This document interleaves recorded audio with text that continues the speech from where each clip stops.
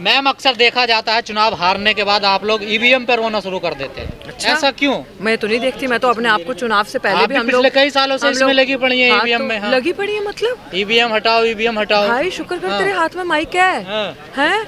अगर एक बार और रिपीट होगी ना तो ये भी ना बचेगा। क्यों? अगर हम जैसे लोग सड़कों पे नहीं आएंगे ना तो रुक कहाँ रही है आपसे? मैं वही तो बता रही हूँ कि हमसे रुक रही है। मैं पार्टी चला रही हूँ कोई, मैं सबसे बड़ी ऑपोजिशन हूँ देश की।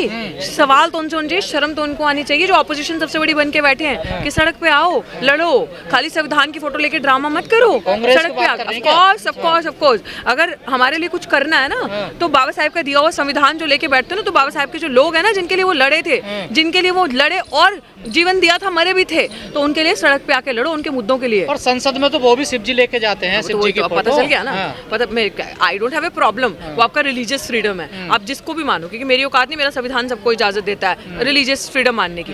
बट बात ये है कि जिन तबके का आपको वोट लेना है, जिनको भ्रमित करने के लिए आप बड़ी बड़ी फोटोज लेके जाते हो और आप दिखाते हो कि मैं सबसे बड़ा अम्बेडकरवादी हूँ, देखो जी मैं सड़क पे निकला हूँ संविधान को बचाने के लिए। संविधान क्या किताब पकड़ने से बचेगा?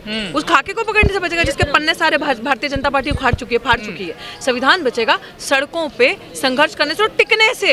एक दिन के लिए सिंबॉलिकिज्म की लड़ाई लड़के आके बड़ा सा अपना कैडर दिखा के और सड़कें भर के ये दिखा के कि हाँ जी बड़ा बवाल कर दिया और रैलीज निकाल के, बड़ी बड़ी यात्रा निकाल के नहीं, क्योंकि भारतीय जनता पार्टी ने सिद्ध कर दिया। यही तो संघर्ष है ना, देखिए सड़कों पे चल रहे हैं बस संविधान को लेकर। ईवीएम दो, हमें डेमो करना है, हम डेमो करके दिखाएंगे कि ईवीएम कैसे हैक होता है, कैसे मैनिपुलेट होता है। तो उन्होंने हमें क्या जवाब दिया, क्यों दें आपको ईवीएम, किस कैपेसिटी में दें? तो चुनाव लड़ना इसलिए जरूरी था कि तथ्यों को इकट्ठा किया जाए, क्योंकि कैंडिडेट को इजाजत होती है ईवीएम देखने की, कंट्रोल रूम में जाके ईवीएम की सेफ्टी देखने की, ईवीएम का डेमो कराया जाता है। अगर आप चुनाव नहीं लड़ेंगे तो कैसे देखोगे? इसीलिए जाके चुनाव लड़के कर लिए एब्सोल्यूट। अगर आप हमारे तथ्य देखेंगे ना, आप जो वीडियोग्राफी हमने की अगर आप वो देखेंगे, आपको पता चलेगा कि जो मिस्टर राजीव हैं, चुनाव आयोग के सबसे बड़ा जो अपने बैठे हैं वहां पे मोदी सरकार की भाषा बोलने के लिए, वो कितना बड़ा झूठ बोल रहे हैं। How is manipulating every time, कितना बड़ा झूठ, फेक चीजें सामने, हमारी चिट्ठियों का जवाब नहीं देते। तो अब कहाँ दिक्कत आ रही है जब आपके पास सारे तथ्य हैं? तो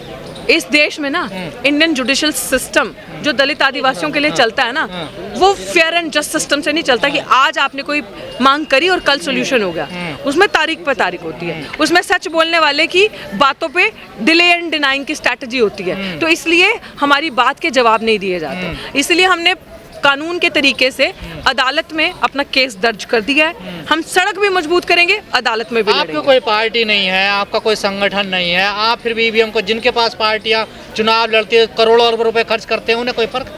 मैं इस देश की एक नागरिक हूँ और मेरा इस देश में वोट काउंट होता है। मैं इस देश की अगर नागरिक होने के नाते मेरे पास सबसे कीमती चीज़ मेरा वोट है कि अगर मैं तुम्हें वोट दूंगी ना तो तुम्हारी किस्मत बदल जाएगी। अगर तुम चुनाव में खड़े होगे, तुम जाके एमएलए एमपी बन जाओगे, है ना? तो मेरे पास इतना बड़ा खजाना है कि जिसकी भूख उस नेता को होती है आके लेने की, तो मेरा हक बनता है कि अगर मैं इस देश में सबसे ऊपर हूँ, मैं इस देश की राजा हूँ, जनता, तो ये सवाल करने का। तो और क्योंकि मैं इस देश की मुखर आवाज़ हूँ और आगे सबके लिए बोलती हूँ, तो मेरी जिम्मेदारी बनती है आवाज़ उठाने की। और जो पार्टीज आपने सही बोला कि इतनी बड़ी बड़ी पार्टीज कुछ नहीं कर रही, तो एटलीस्ट मैं कुछ नहीं करके उनको एक्सपोज तो करूँ कि भैया ड्रामा कर रही हैं, इनको वोट मत दो। जो पार्टी तुम्हारे लिए लड़ती है, जो तुम्हारा असली घर है, उसको पहचानो और उसको वोट करो। अब तो आपके साथी भी कई टुकड़ों में बट गए जो ईवीएम की लड़ाई लड़ रहे थे। देखो मुझे नहीं पता, जो बड़ी छोटी सोच के होंगे, जिनका विजन छोटा होगा, वो बट जाते होंगे, फर्क नहीं पड़ता। टिकने वाले की बात होती है, देर तक चलने वाले की बात होती है, राह भटकने वाले की, बीच में से भाग जाने की, लेफ्ट राइट जाके मनुवादियों पार्टी को ज्वाइन करने का लेके, I don't know what their agenda is. हम लोग विचारधारा वाले लोग हैं, तो वो भी गुमराह कर रहे हैं क्या लोगों को? आई डोंट नो, मैं ये नहीं कह सकती गुमराह कर रहे हैं, मैं तो आपके माध्यम से यही कहूंगी। जी पे भी आरोप लगता है कि वो भी अकेला चलने की नीति पे विश्वास करते हैं। मैं एक ही चीज कहूंगी कि अकेला नहीं चलते।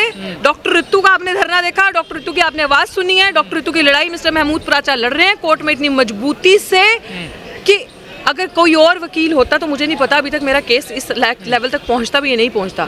तो मैं एक बहुजन समाज की, दलित समाज की बच्ची होने के नाते आपको बता सकती हूँ कि ये इंसान ना ही तो बिक सकता है, ना ही तो झुक सकता है। तो मुझे लगता है कि सब लोगों को संविधान को बचाना है, मिशन सेफ कॉन्स्टिट्यूशन के साथ जुड़ो, ईवीएम की लड़ाई को पकड़ो और ये क्योंकि हम ना खाली बोलते नहीं हैं, हम तथ्यों पे लड़ाई लड़के दिखाते हैं। हम लोग ये नहीं कहते कि हम सुप्रीम कोर्ट में जाके ये कर रहे हैं वो कर रहे हैं। आई थिंक आधे से ज्यादा टाइम प्राचार्य सुप्रीम कोर्ट के केसेस ही कर रहे होते हैं, इसलिए वो सुप्रीम कोर्ट के वकील कहलाए जाते हैं। आपको लगता है ईवीएम में गड़बड़ है या धर्म ज्यादा मजबूत हो रहा, लोग अंधे हो रहे हैं धर्म के नाम? सरकार में गड़बड़ है, सोच में गड़बड़ है, जनता में गड़बड़ है, लोगों में गड़बड़ है जो बिक जाते हैं, ऐसे लोगों में। और ईवीएम में तो हाई गड़बड़। आप कह रही हैं बिक जाती है जनता, वो वाली जनता मैं बोल रही हूँ जो एक पर्टिकुलर सेक्टर, जो बड़ी बड़ी रैलियां ड्रामा करके, ऑफ कोर्स कुछ आप कैसे कह सकते हैं नहीं बिकते।